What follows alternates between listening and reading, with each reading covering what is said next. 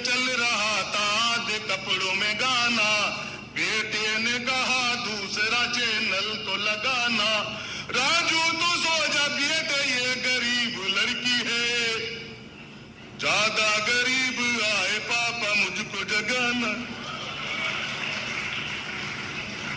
मैं शुरू में जब मेरा ब्याह हुआ तो मैं ससुराल गया तो बार 2 बार गया, 4 बार गया, 6 बार गया। मेरी सासू का दिमाग खराब, जवाई जी बार एक ही एक शर्ट पहन के आ जाते हो, बार एक ही एक मोटरसाइकिल लेके आते हो।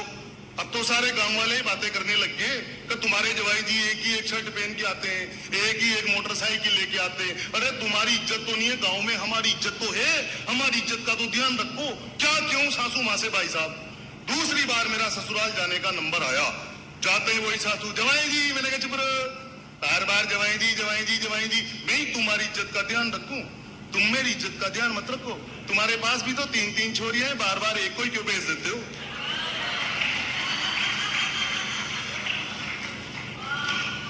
मैं भाभी जी सही कह रहा हूं। एक दिन अध्यक्ष महोदय वो इधर आता है क्या, वो पहले निकलते थे सब्जियों में, सब्जी आलू की सब्जी में बाढ़, हलवा बनाएगी पत्नी तो उसमें बाढ़, सब में बाल, इसमें बाल, उसमें बाल आते थे ना भाई साहब। धन्यवाद दो उस आदमी को जो आपके गली मोहल्ले में आया और जिसने बोला माथे के बाल 2,000 रुपए किलो। नहीं, उसको धन्यवाद दो, उसकी वजह से लुगाइयां समेट के रखने लगी। एक दिन मैंने भाई साहब मेरी पत्नी को बड़े प्रेम से कहा, अरे मैंने कहा सजनी तो मस्त होकर के आई, लुगाइयों की तारीफ कर दो मस्त हो जाती है। अरे मैंने कहा सजनी, कहा प्राणनाथ, मैंने कहा आज के बाद में जो मेरी सब्जी में बाल निकला तो तेरे को सजनी से गजनी बना दूंगा।